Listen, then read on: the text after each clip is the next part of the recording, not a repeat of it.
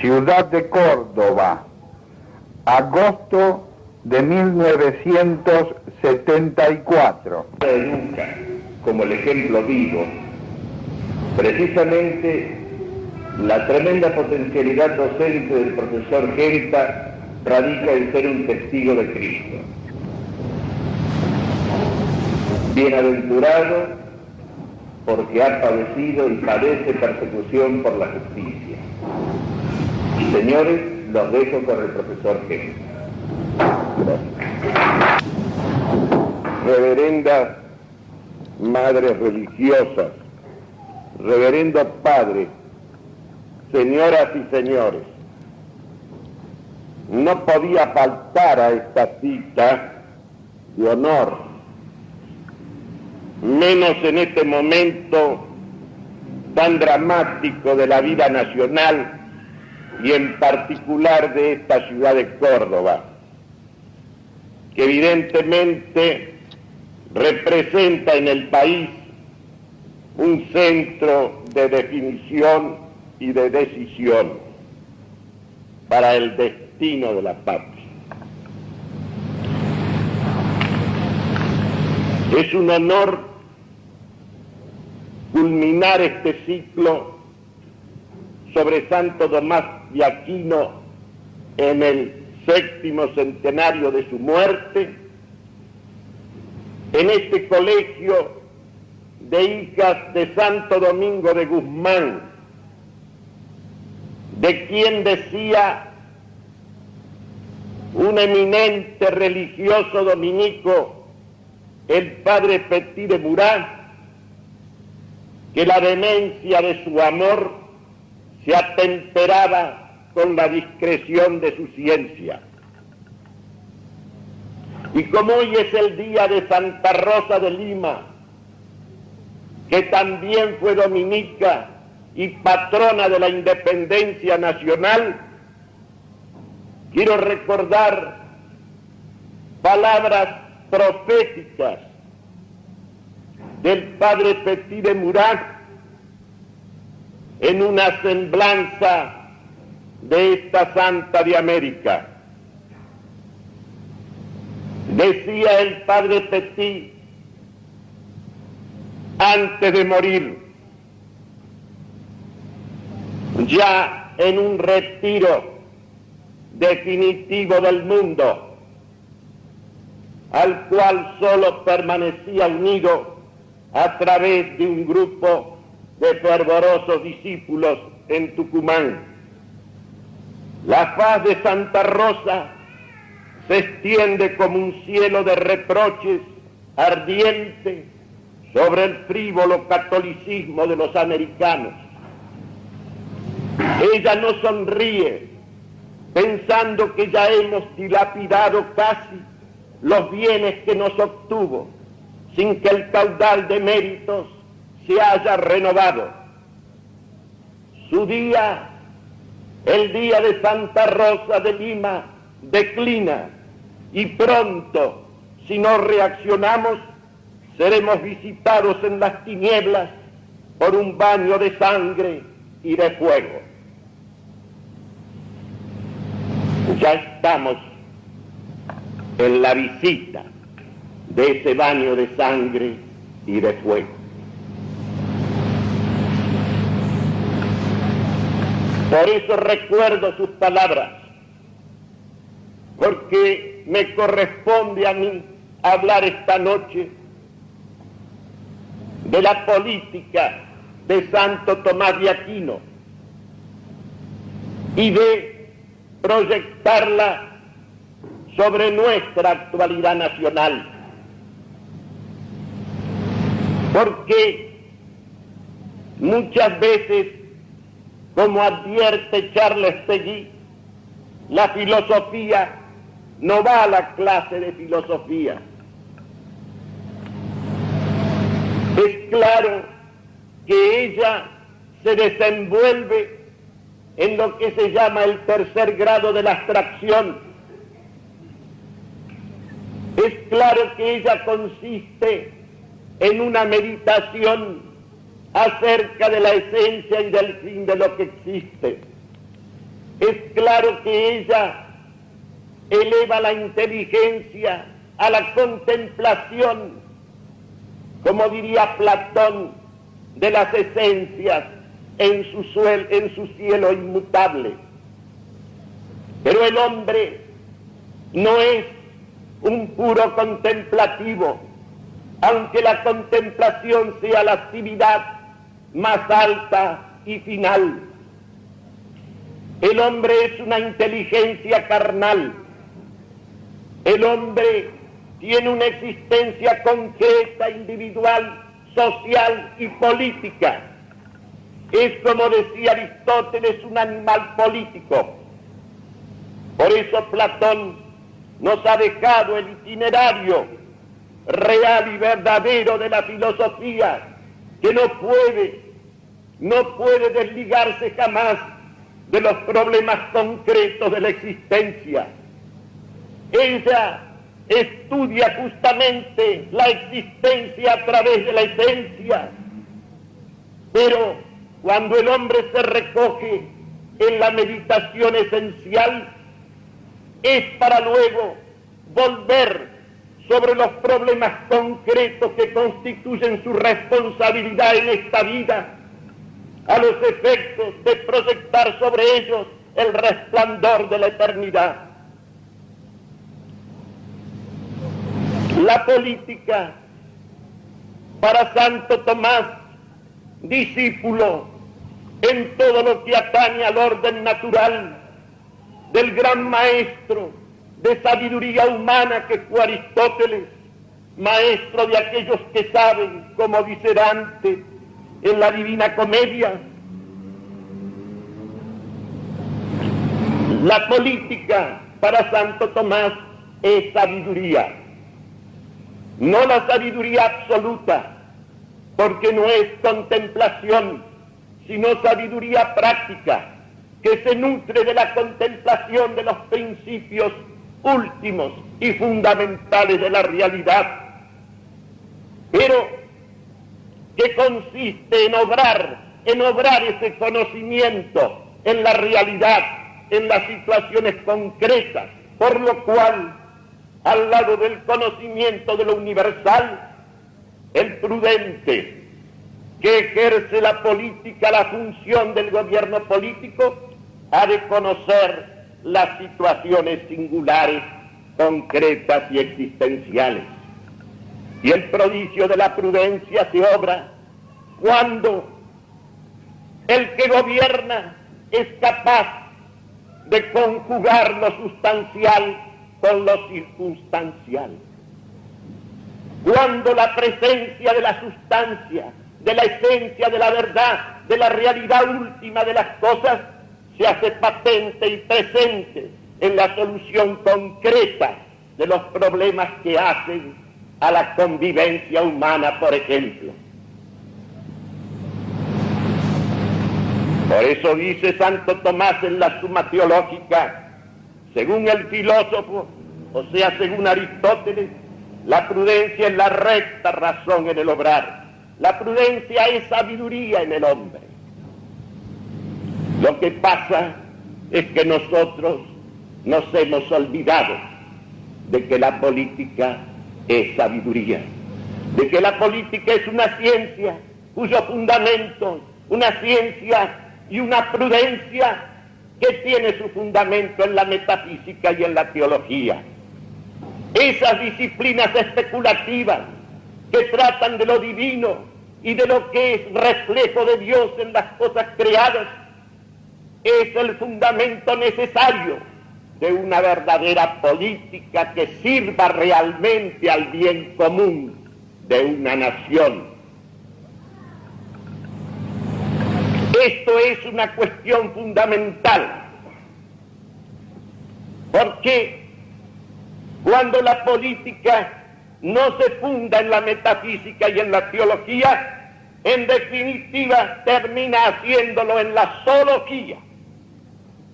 Y entonces el problema de las necesidades inmediatas, materiales de la existencia humana, se convierte en el problema primero y principal de la existencia, como acontece en el día de hoy. Y ocurre que en esa mutilación de la verdad, en esa proyección sobre lo puramente temporal del hombre, acontece que hasta esos problemas tampoco alcanzan una solución estable y justa.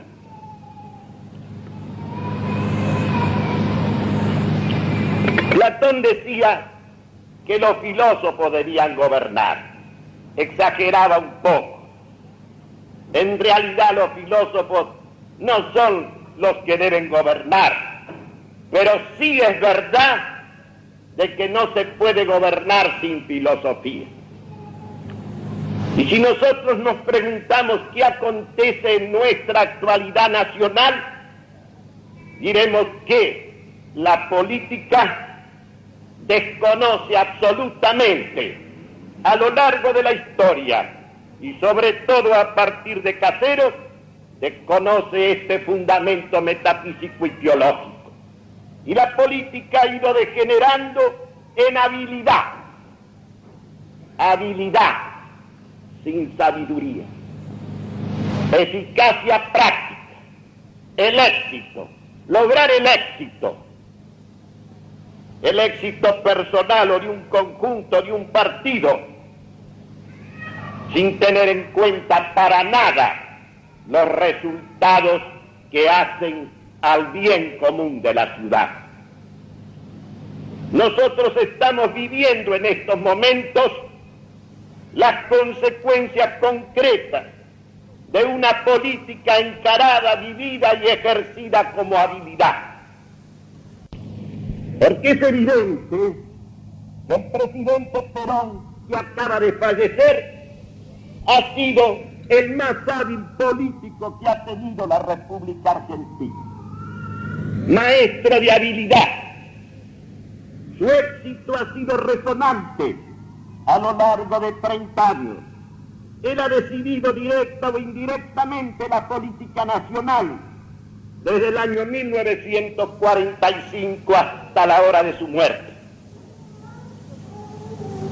Lo ha decidido directa o indirectamente, estando en el país o fuera de él, porque luego de la llamada Revolución Libertadora, la sucesión de gobernantes, si había votación, él hacía elegir al que resultaba ganador. Y si eran gobiernos de facto, ejercidos por militares, mandaban embajadores continuamente a Madrid en procura de la quiesencia del que representaba indudablemente la soberanía popular en la República Argentina. Es curioso, mi profesor Alberini me enseñaba hace más de 40 años en la Facultad de Filosofía de Buenos Aires, que todo cuerpo colegiado que tiene más de un miembro fracasa. En rigor, convengamos que había un solo sufragio en el país. Y realizó hacia el fin de su vida una obra maestra de habilidad. Estando en el extranjero, lejos de acá, logró concitar una unión, una masa, un caudal de sufragios como jamás ha tenido nadie en el país. Y logró unir la extrema izquierda y la extrema derecha, los católicos y los ateos, los comunistas y los nacionalistas, y todos se sumaron, porque todos cabían, porque todos tenían acogida, porque todos eran de alguna manera estimulados, o sobre todos caía la esperanza o la promesa de un futuro político dichoso. Y así logró esa masa de del 60% de los sufragios, esa cosa arrolladora. Y los militares que se comprometieron en esta solución y el protagonista de la misma realizaron con el más cumplido éxito, con la más acabada eficacia, esta obra. ¿Y qué ocurrió? ¿Qué ha ocurrido? ¿Qué está ocurriendo? ¿Dónde está esa paz social? ¿Dónde está ese encuentro de los argentinos? ¿Dónde está esa unidad nacional que todo el mundo esperaba? Y vamos a suponer que todos esperaban, los de un extremo y del otro, los nacionalistas y los comunistas que acompañaban con el mismo fervor aparente.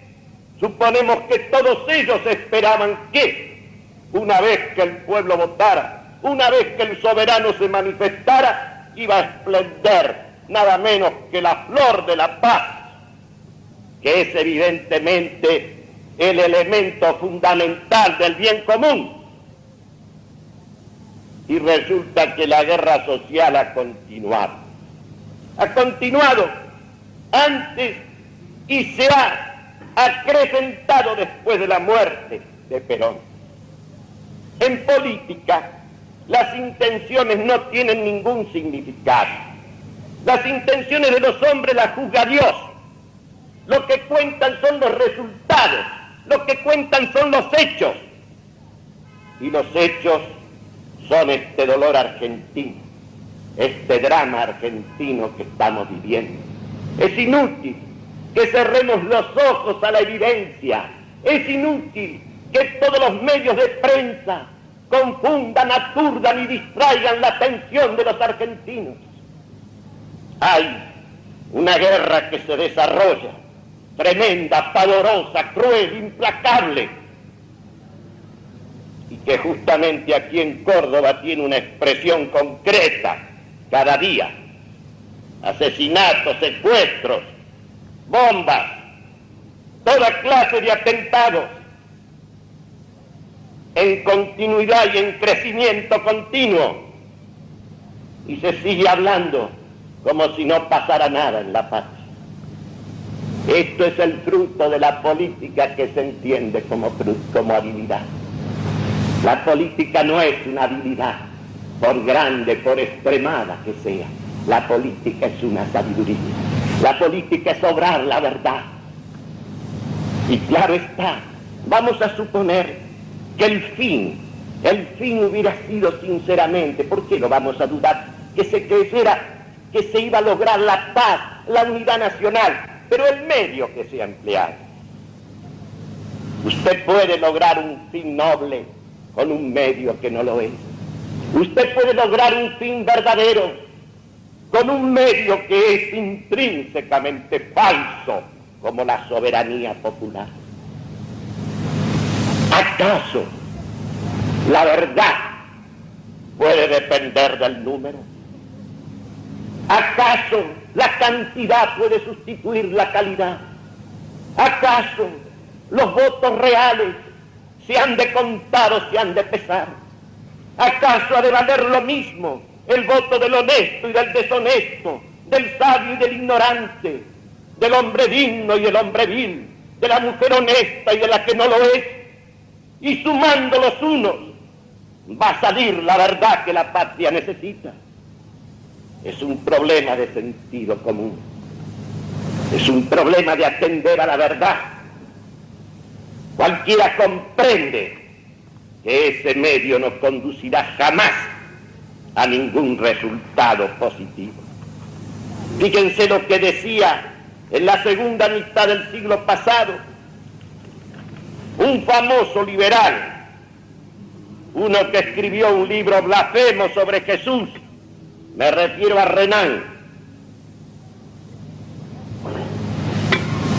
La reforma moral e institucional de Francia, escrita después de la derrota de Francia en 1870 frente a Alemania,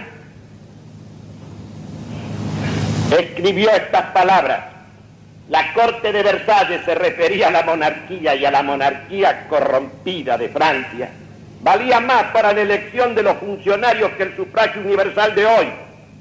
Este sufragio producirá un gobierno inferior al del siglo XVIII en sus peores días. El hombre más mediocre es superior a la resultante colectiva que sale de 36 millones de individuos que cuentan cada uno como una unidad. La política no es una habilidad, la política es una sabiduría práctica. ¿Por qué por qué Santo Tomás tenía esa predilección? Ya veremos cuál es el régimen político mejor según él. Pero ¿por qué tenía esa predilección por la monarquía? Por el gobierno de uno que decide, de uno que manda, de uno que tiene la responsabilidad de las últimas decisiones en la vida de un país. Es que tenía delante el ejemplo vivo, el dechado de lo que es, de lo que ha de ser, de lo que debe ser un príncipe cristiano. Lo tenía Luis IX, San Luis, rey de Francia. ¡Qué señor! Todo en él es sabiduría divina y humana, es conjunción de caridad y de prudencia. Usted oye decir hoy que la justicia social, la asistencia social, la previsión social son inventos modernos. En la oscura Edad Media, como la llaman, existió una justicia social, una previsión social, una asistencia social, como jamás ha conocido el hombre sobre la tierra. Luis, rey de Francia, hizo de todo su reinado la glorificación del pobre, la glorificación del afligido, del despojado, del enfermo, del desvalido, del desahuciado. Y durante 30 años, diariamente mientras estaba en Francia, iba él personalmente a atender. Voy a referirme solamente a lo que era la atención predilecta, los leprosos. Les curaba las heridas, les daba de comer en la boca los mejores manjares, los asistía personalmente, hacía justicia personal. Cualquiera en ese lugar había una democracia vigente, todos podían llegar al rey. Guay de que alguien que necesitara justicia, apelación a él, corregir un abuso, no se le permitiera llegar hasta él, porque con la misma ternura que inclinaba su grandeza sobre el pequeño,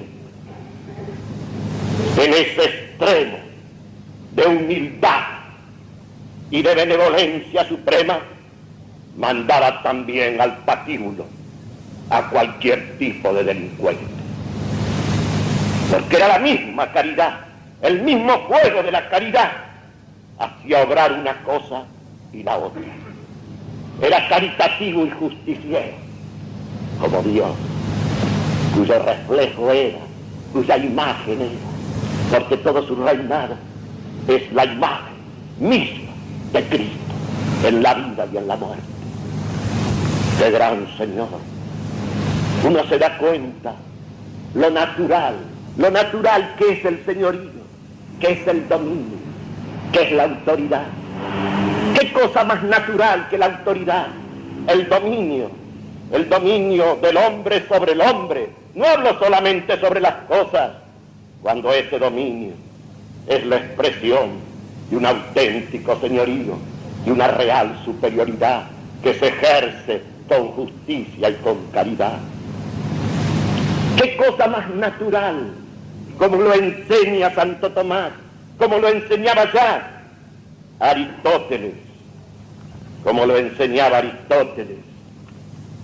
¿Qué cosa más natural que el dominio como conducción, como orientación de un hombre por otros hombres, de otros hombres por un hombre. Lo mismo cuando los gobierna, cuando les enseña, cuando es padre de familia, cuando es cualquiera de las actividades que tiene una función de señorío y de dominio. ¿Y qué es la autoridad? La autoridad es algo que tiene su fundamento en la naturaleza misma de las cosas. Aunque no hubiese habido pecado ni del ángel ni del hombre, igual habría habido autoridad.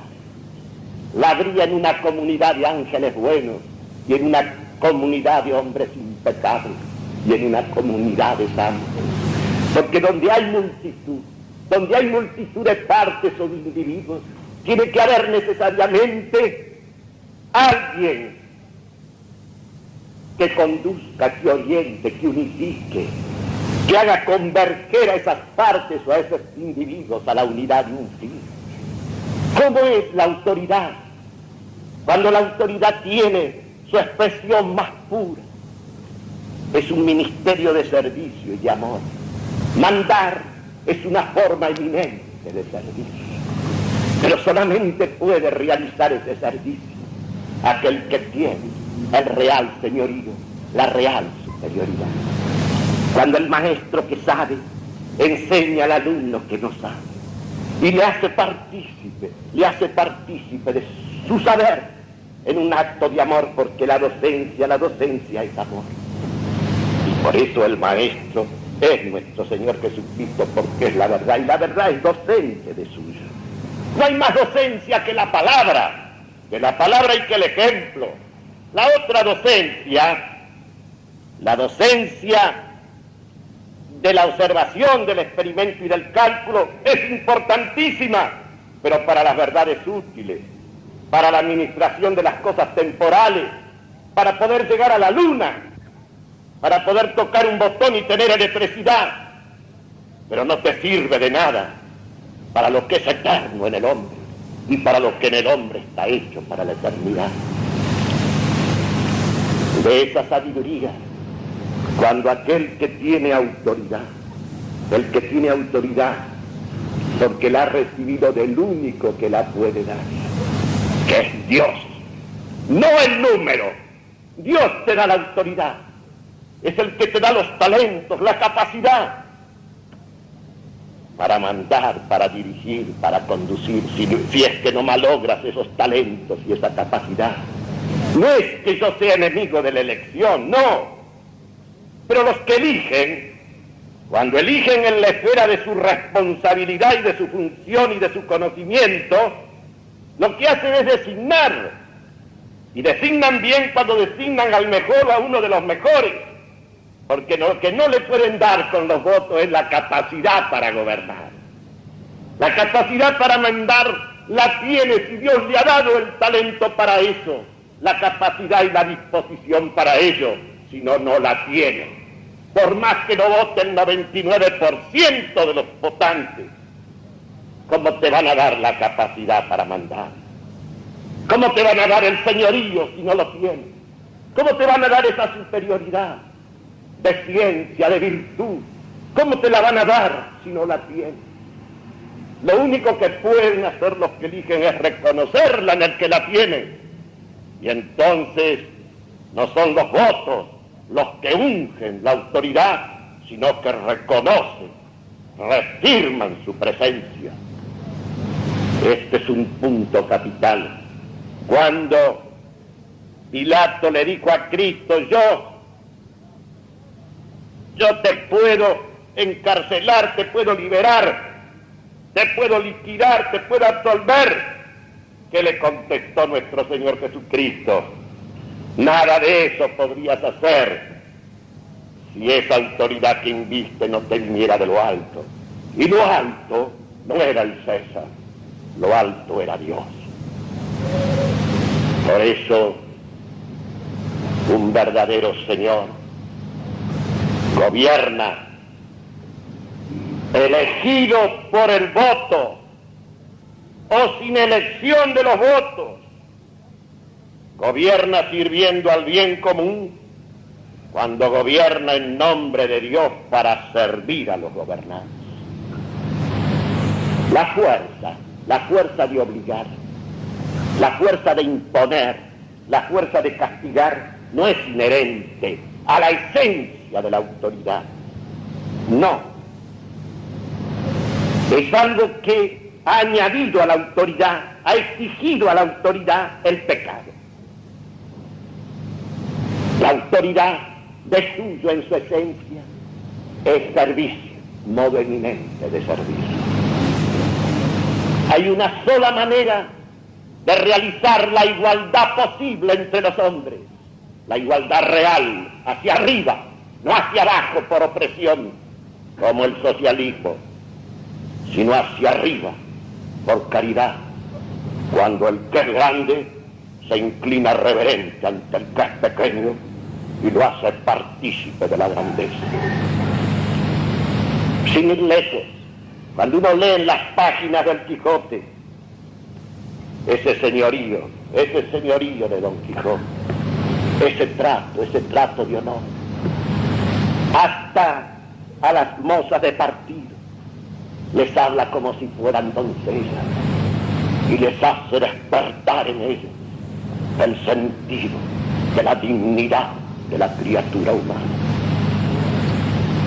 Y cuando está con los cabreros se sienta a su mesa, pero no le habla como cabrero, como hablan los demagogos, los hábiles. A los cabreros le habla el más alto lenguaje de la lengua castellana, porque el hombre es criatura de la palabra y ha nacido para ser levantado por la palabra hasta Dios, que lo ha creado en la palabra y por la virtud de la palabra. Por eso esos cabreros lo sientan primero a su escudero a su lado, lo hace comer de su plato y beber de su vaso, y les habla a los cabreros ese discurso maravilloso sobre la edad de oro, y los cabreros lo escuchan embobados y suspensos. Esa palabra remontada los ha remontado a la más alta excelencia humana. La política es una sabiduría, la política no es habilidad. Como la política ha venido siendo en la patria un ejercicio de habilidad, de hombres eficaces, de tácticos, de pragmáticos, que a cada uno le hablan el lenguaje que quiere oír. Y resulta que todos son príncipes cristianos, porque van a misa, comulgan, y al mismo tiempo les regala las mejores palabras a los comunistas con motivo de un congreso. A cada uno le habla su lenguaje porque no le importa el valor de las palabras, el valor esencial de las palabras, porque no le importa para nada la sabiduría. Y los resultados están a la vista. La autoridad no puede venir de abajo para arriba. La autoridad viene del que es Señor de los señores, de ese Padre nuestro que invocamos nosotros. Y todo el que ejerce una autoridad es como un delegado del Padre. Es una función de Padre. Lo mismo la autoridad política, por supuesto la autoridad familiar, que la autoridad escolar, que todo tipo de autoridad.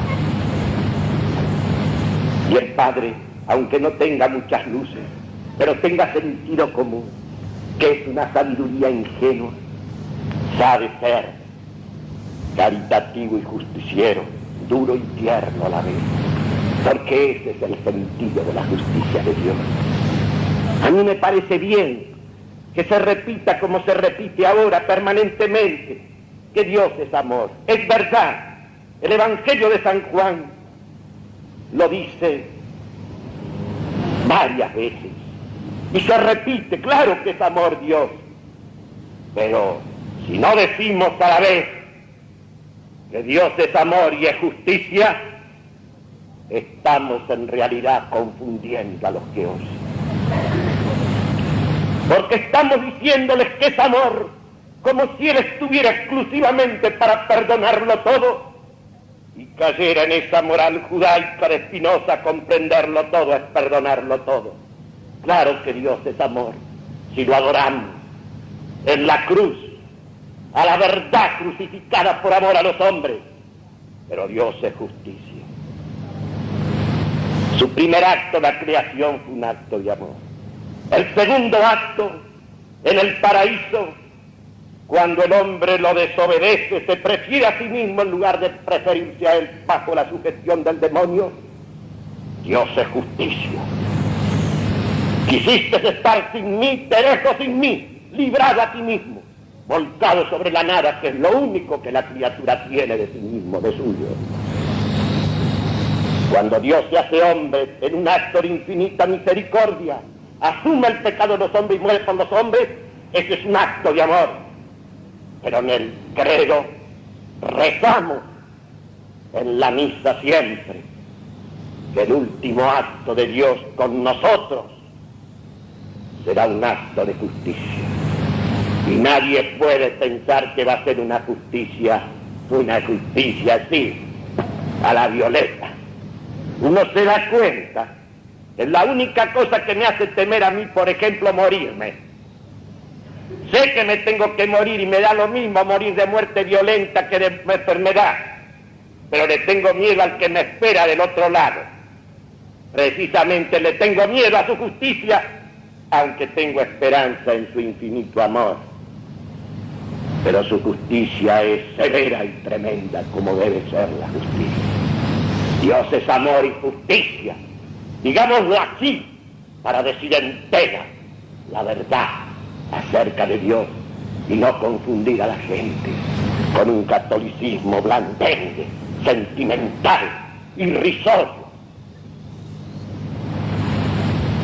Porque la verdad hay que decirla íntegra. Chesterton decía bien, el mundo está lleno de verdades que se han hecho locura, porque han perdido el orden. Cuando las personas, o cuando las verdades, o cuando los valores se desquician, se desordenan, cuando no está cada uno en su lugar, pierde lo mejor que tiene, pierde lo mejor. Porque estar en el orden debido, eso es lo mejor que puede tener una criatura. Hay otro punto que quiero tratar fuera de esto, de que la soberanía política no ha nacido jamás en ninguna parte de las urnas, ha nacido del sacrificio de la sangre en los campos de batalla en una guerra justa, como nació la soberanía argentina. Y a lo mejor las urnas nos hacen perder lo que ganó el sacrificio de la sangre. Pero hay un punto también importante en el tratado sobre el reino de Santo Tomás que debo mencionar acá, por su actualidad. El trato con los mercaderes, dice en el libro segundo, capítulo 3, corrompe las costumbres de los ciudadanos, abre las puertas de muchos vicios, pues toda la preocupación del hombre de negocios es la ganancia, la cual siembra la codicia en el corazón de los ciudadanos. Crea la mentalidad de que todas las cosas son objeto de compra y venta, en detrimento de la buena fe y del bien particular. Los asuntos mercantiles son también contrarios a los ejercicios militares. Es conveniente, sí, agrega Santo Tomás, que la ciudad perfecta use moderadamente de los mercaderes, pero los mantenga lejos de la política. Hoy los mercaderes dirigen la política. Piensen ustedes, Santo Tomás, repitiendo aquí a Aristóteles, maestro de sabiduría humana, no concebía siquiera que el hombre que estaba en la tarea del tráfico, de la ganancia, de la compra-venta, del provecho, a pesar de que sea una actividad necesaria en la vida de la ciudad, no concebía que eso pudiera tener significación política. Aristóteles iba más lejos. El ciudadano que se dedicaba al comercio perdía el ejercicio de la ciudadanía el tiempo en que estaba en esa actividad, y cuando quería volver a la actividad política tenía que pasar un tiempo purgativo, es decir, purificarse de los hábitos que corrompen al ciudadano, porque el ejercicio de la ciudadanía es una función de servicio y no de provecho. Entonces ustedes comprenden que se llame Gelbard, que se llame Krieger-Bacena, que se llame Alzogaray, que se llame Miranda, que se llame Pinedo, que se llame Previs, sean mercaderes o abogados de los mercaderes, ¿cómo pueden conducir la política de las naciones al servicio del bien común? Porque cuando uno lee a los maestros de sabiduría, si esa enseñanza, en su claridad, en su evidencia, en su fuerza, no le hace ver la realidad que lo circunda y no le hace comprender esta cosa aberrante de que la política en el mundo contemporáneo está mediatizada por la economía y que los hombres de negocios hacen rodar al mundo con el sucio dinero.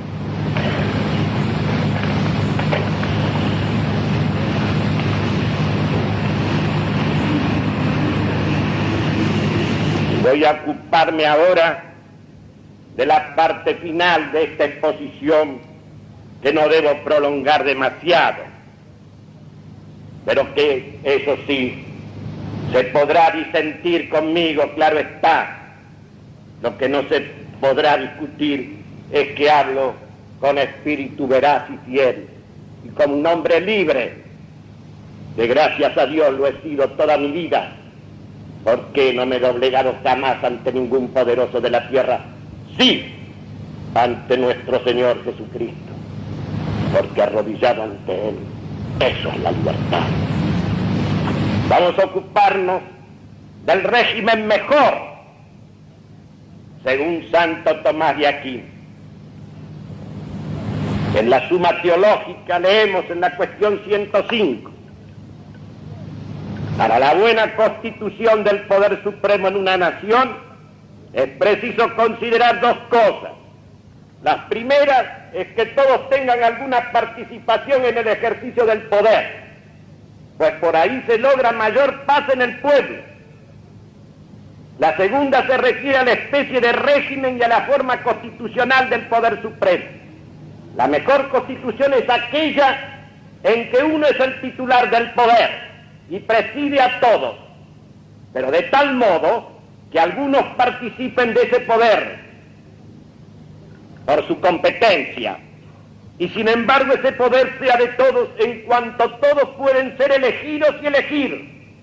Tal es la buena constitución política en la que se juntan la monarquía, por cuanto es uno el que preside a toda la nación, la aristocracia, porque muchos participan en el ejercicio del poder, y la democracia, que es el poder del pueblo, porque los que ejercen el poder pueden ser elegidos de entre el pueblo y es el pueblo que los elige.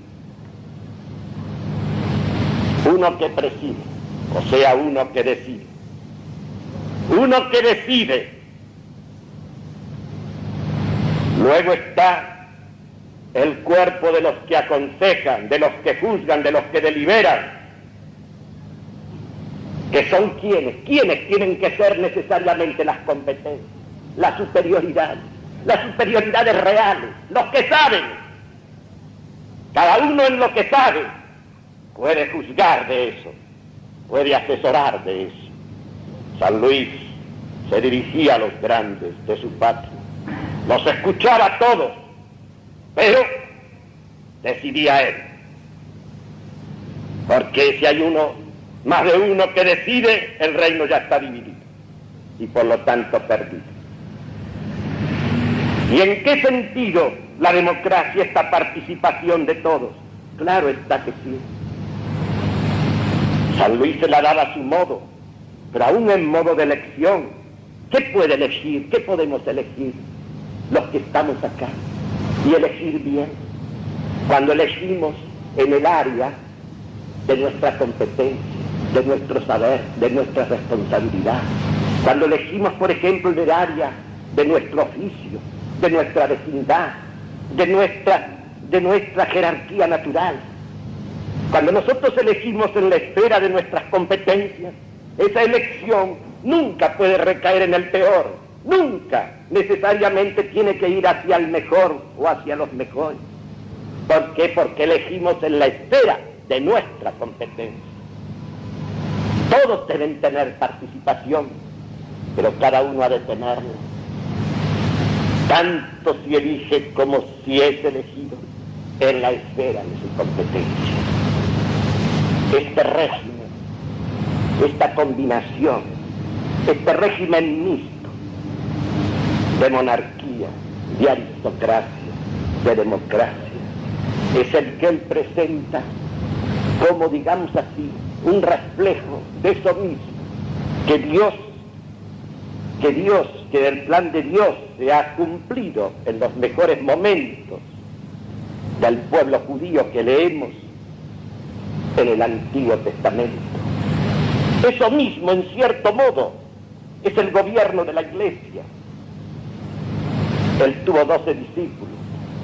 Observen que no eligió para presidir al más amado, sino al que consideraba el más capaz de gobernar, que era Pedro.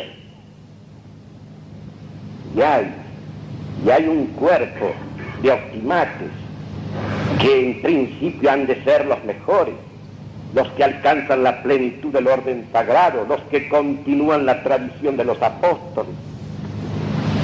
Y hay un fondo democrático, todos pueden aspirar al sacerdocio, todos pueden participar del cuerpo místico de Cristo, participan todos los que quieren hacerlo y reciben el sacramento del bautismo. Y todos pueden llegar, en principio nadie está excluido de llegar a ser el jefe supremo de la Iglesia. Pero ninguna elección aquí es de abajo para arriba. Cuando los pares eligen a uno entre el pares, la elección es interpares. No es una delegación que sube, porque la delegación, como decía León XIII, por sentido natural es algo que baja.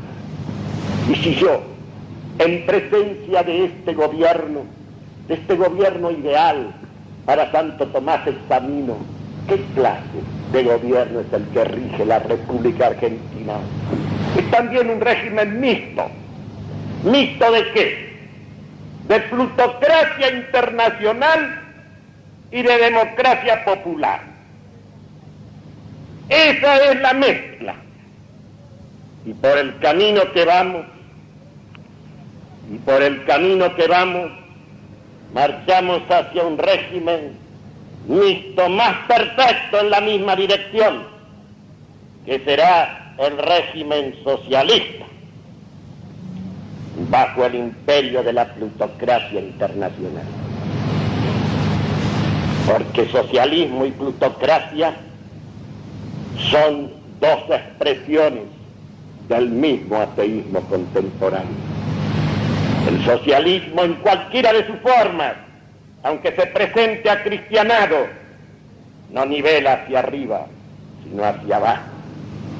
Por eso todos los pueblos que de un modo o de otro caen bajo el régimen socialista y son sometidos a esa planificación de hormiguero que reduce a cada hombre a ser realmente una termita sumisa y laboriosa, aunque esté satisfecho en sus necesidades materiales. Todas esas formas han sido promovidas, han sido financiadas y son sostenidas por la plutocracia internacional. Y observen lo que pasa en el día de hoy en nuestra patria. Y esta es la herencia desdichada de la habilidad del presidente Perón. Su muerte nos ha dejado un vacío pavoroso de poder. La universidad entregada como nunca al dominio total del comunismo. Al dominio total del comunismo. Y la economía nacional no es una originalidad, esto viene de lejos, entregada totalmente al dominio de la plutocracia internacional. Y observen el proceso. A medida que nuestra economía nacional se la va injertando cada vez más en el área soviética, avanza el comunismo en la universidad de una manera arrolladora. Por este camino, si Dios no permite otra cosa y los hombres de bien no reaccionan como Dios manda, tendremos nosotros una Cuba ampliada en el sur del continente americano. Esta es una hora decisiva. O somos capaces de instaurar en la patria el reino de Cristo, que es el reinado del orden natural, porque Cristo es el autor de la naturaleza. La familia, la propiedad, la escuela, la universidad, la empresa, la profesión, el Estado, cuando responden al orden natural, responden a eso mismo que la verdad crea, a eso mismo que está en la ley natural. Y Cristo aquí ha venido, Cristo el autor de la gracia, Dios hecho hombre, ¿ha venido a qué? A corregir su obra, no. Ha venido a restablecer lo que ha herido, lesionado, deteriorado el pecado, ha venido a confirmarlo y a santificarlo. Por la restauración en Cristo obtendremos esta expresión del ateísmo, del anticristo, que es el régimen combinado de la plutocracia y del socialismo en cualesquiera de sus formas.